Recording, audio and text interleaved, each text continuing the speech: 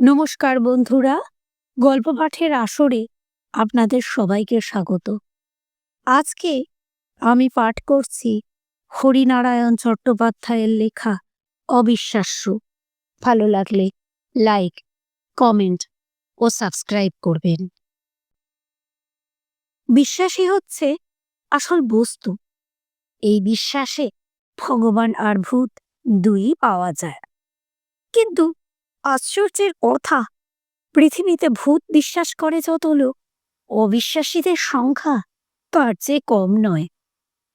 যারা অবিশ্বাসী তারা বলেন, ভূত বলে বাবা কিছু নেই, ও শুধু চোখের ভুল আর মনের ভুল। বিশ্বাসীরা ঘোরতরভাবে আপত্তি করে, এতগুলো লোকের চোখের ভুল আর মনের ভুল কখনো হতে পারে? এই তর্কের কোনো শেষ নেই, মীমাংসাও নেই। আমি নিচে এমন একটা ঘটনা জানি। এই শহরেরই কোনো এক বাড়ির ব্যাপার। ছেলে খেতে বসেছে, পাতের কাছে ঠক করে একটা শব্দ, রক্তমাখা একটা হাড় এসে পড়ল। বাড়ির প্রৌঢ় কর্তা পুজোয় বসেছেন। তার পুজোর থালায় ফুল চন্দনের উপর ছড়ছড় করে রক্তের ছিটে পড়তে লাগল। তারপর বাতাস নেই, বৃষ্টি নেই, অথচ হঠাৎ বন্ধ দরজা জানলা সব খুলে গেল। ছাদের ওপর বৃষ্টিপাতের আওয়াজ। এ তো হামেশাই লেগেছিল। সে বাড়ি এখন আর নেই, কর্পোরেশন থেকে ভেঙে ফেলা হয়েছে বড় রাস্তা বানাবার জন্য। বাড়ি ভাঙতে দেখা গেল ভিতের ওপর একটা কবর। কার কবর, বেকার, কেউ কিছু জানে না, কিন্তু সকলের ধারণা এটাই বিপদের কারণ। অবশ্য এই ঘটনা ঠিক আমার চোখে দেখা নয়, আমার এক শিক্ষকের কাছ থেকে শোনা। বিজ্ঞ বয়স্ক লোক, ভূতের মায়াজাল সৃষ্টির জন্য তিনি অযথা কল্পনা করে কিছু বলবেন, এটা আমি বিশ্বাস করি না, ভাবতেও পারি না। আজ তোমাদের যে ঘটনা শোনাবো সেটা আমার নিজের চোখে দেখা। সমবয়সীদের কথাটা বলেছি, তারা অবশ্য মুচকি হেসেছে, বলেছে, ডাক্তার দেখাও হে, তোমার হজমের গোলমাল হচ্ছে। আমি জানি তোমরা মানুষকে নিরর্থক সন্দেহ করো না, সবকিছু সহানুভূতি দিয়ে বিচার করো। সেই সাহসেই এ কাহিনী তোমাদের আজ বলছি। আজ থেকে প্রায় ৩০ বছর আগেকার কথা। সবে কলেজ থেকে বেরিয়েছি, এদিকে ওদিকে একটু চাকরির সন্ধান করছি। এমন সময় পাড়ার ছেলেরা আমার কাছে এসে হাজির। কি ব্যাপার, এখন তো পুজোর মরশুম নয়, তবে কিসের চাঁদা? ছেলেরা হাসলো, না না, চাঁদা নয়, স্কুল বন্ধ হয়ে গেছে, আমরা অভিনয় করব, একটা বই ঠিক করে দিন। বললাম, অভিনয় কেন, নতুন কিছু কর। কি করব বলুন?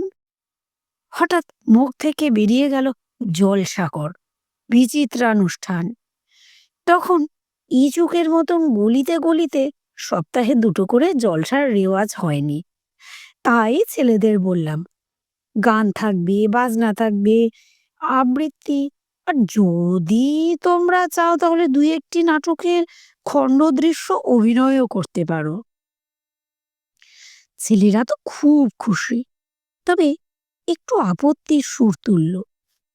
2-1জন ভালো শিল্পী না থাকলে শুধু আমাদের গান বাজনা শুনতে কি কেউ টিকিট কিনবে?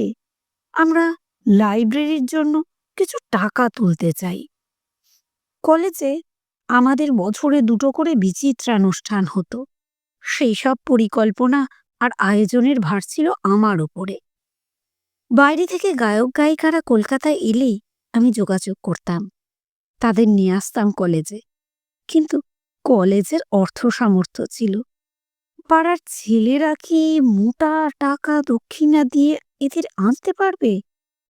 ছেলেদের এ কথা কিছু বললাম না, বেচারীরা মনস্তাপ পাবে, তাই মুখে বললাম, ঠিক আছে, খোঁজ করে দেখি কলকাতায় কি আছে, অন্তত একজনকে আনতে চেষ্টা করব। তোমাদের কবে হবে? ছেলেরা তারিখ বলল। আমি যথাসময়ে বেরিয়ে পড়লাম। আগেই খোঁজ নিয়েছিলাম, দুজন এ সময় শহরে আছেন।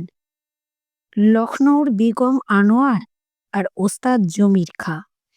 এদের দুজনের সঙ্গেই যথেষ্ট হৃদ্যতা আছে, অনেকবার কলেজেও এসেছেন।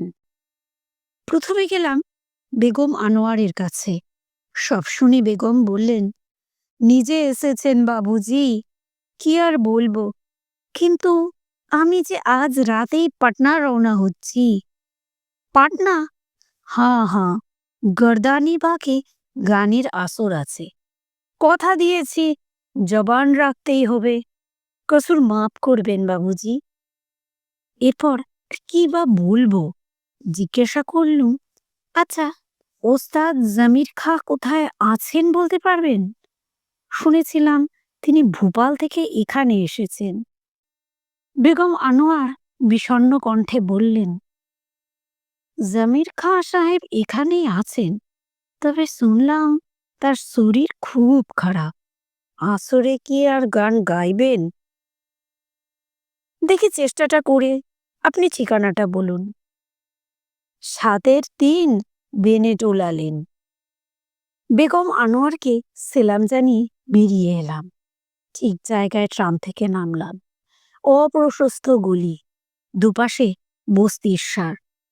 ইতস্তত মুরগির পাল বেড়াচ্ছে। জরাজীর্ণ বাড়ি, একপাশের দেওয়াল ভেঙে পড়েছে, আগাছার ঝোপ, সাদা রং দিয়ে বাড়ির নম্বর লেখা। শিল্পীর খেয়াল ছাড়া আর কি, নইলে এমন জায়গায় ওস্তাদ জমির খাঁ থাকবেন, এটা কল্পনারও অতীত।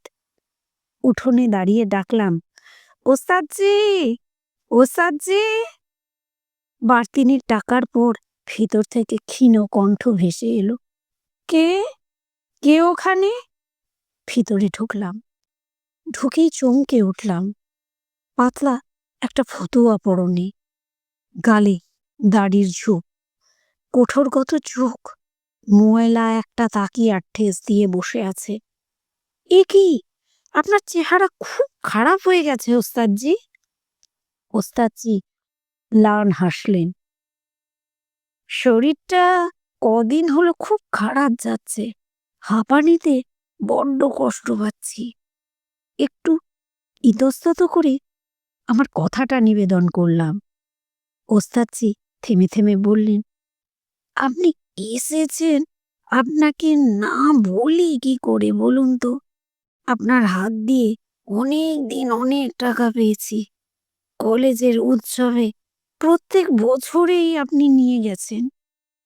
তা কবে আপনাদের অনুষ্ঠান? এই সামনের শনিবার। শনিবার? তার মানে এখনো 4 দিন সময় আছে। আপনি তো জানেন আমি মাঝরাতের আগে গান গাই না আসরে। আমি ঠিক রাত 12টায় যাব আমার এক দোস্তের মোটরে। আপনাকে আর কষ্ট করতে হবে না। দক্ষিণার টাকা কটা ওস্তাদজির সামনে রাখতেই তিনি মাথা নাড়লেন। টাকা আপনি উঠিয়ে নিয়ে যান বাবুজি, আপনি আমার বহুদিনের চেনা লোক।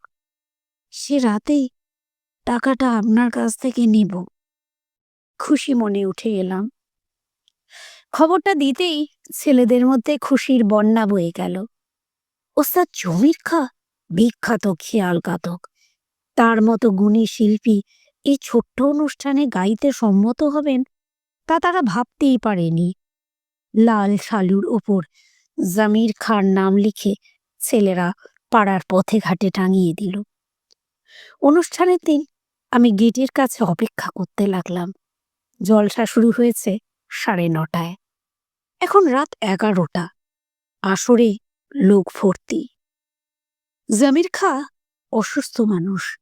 আশা করেছিলাম তিনি ঘণ্টাখানেক আগেই আসবেন। একটু বিশ্রাম নেওয়া প্রয়োজন। 11:30 বাজল, 11:45। সর্বনাশ, ওস্তাদজির দেখা নেই। সম্ভবত অসুস্থ হয়ে পড়েছেন, আসতে পারবেন না। কিন্তু এই কথাটা ঘোষণা করলেই যে চেঁচামেচি শুরু হয়ে যাবে। লোকে ভাববে মিথ্যে স্রোত বাক্য দিয়ে তাদের টিকিট কিনিয়েছি। শামিয়ানা জ্বালিয়ে দেওয়া বিচিত্র নয়।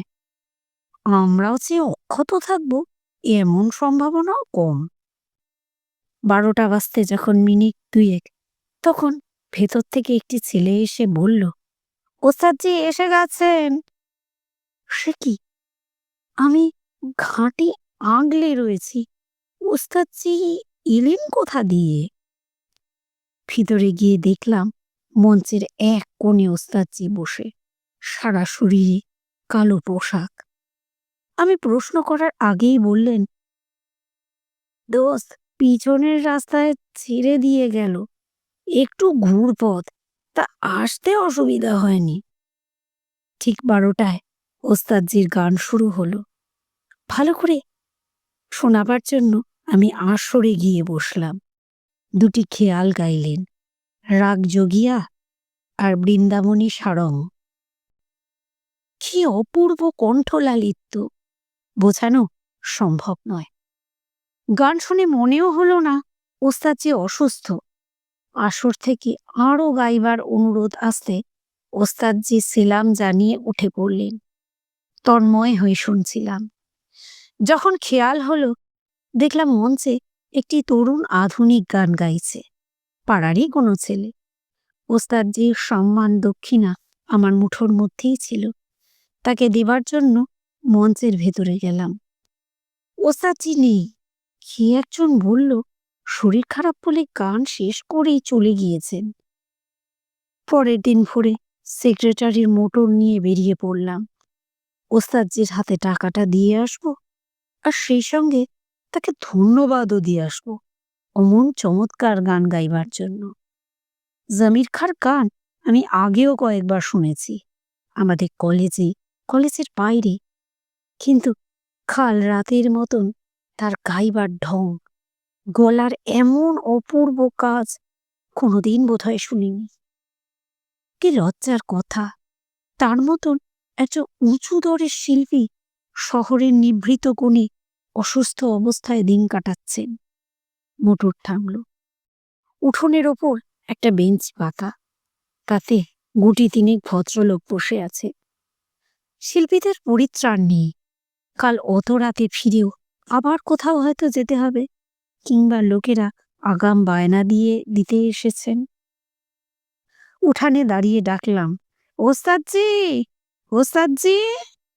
কোনো সাড়া নেই। খুব সম্ভবত ওস্তাদজি ক্লান্ত হয়ে ঘুমোচ্ছেন। আর একটু বেলা করে এলেই হতো হয়তো। ভেতরে যাব কিনা ভাবছি, এমন সময় বেঞ্চে বসা একটি লোক এগিয়ে আমার কাছে এসে দাঁড়ালো। আপনি কাকে খুঁজছেন? ওস্তাদজিকে। কোন ওস্তাদজি? ওস্তাদ জমির খাঁ, বিখ্যাত খেয়াল গাদক।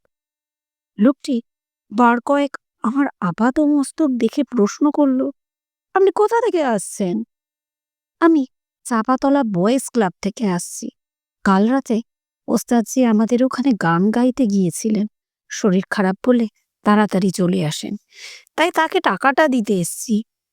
লোকটি আমার মুখের দিকে একটু দেখে হাত নেড়ে বেঞ্চে বসা একটি লোককে ডাকলেন।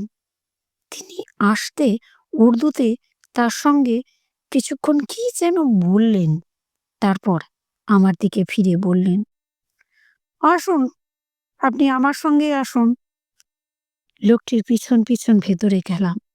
এক হাতে পর্দা সরিয়ে উকি দিতেই চমকে উঠলাম। ওস্তাদ জমির খাঁ শুয়ে আছেন, দুটি হাত বুকের উপর জড়ো করা, চোখ নিমিলিত। বোঝা যায় দেহে প্রাণের লক্ষণ নেই।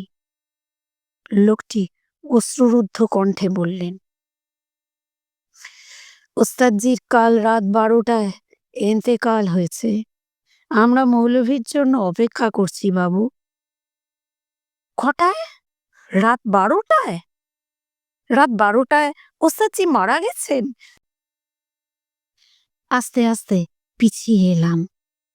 ঘর থেকে উঠোনে, উঠোন থেকে রাস্তায়। এ কি সম্ভব? এ তো শুধু আমার চোখের ভুল নয়।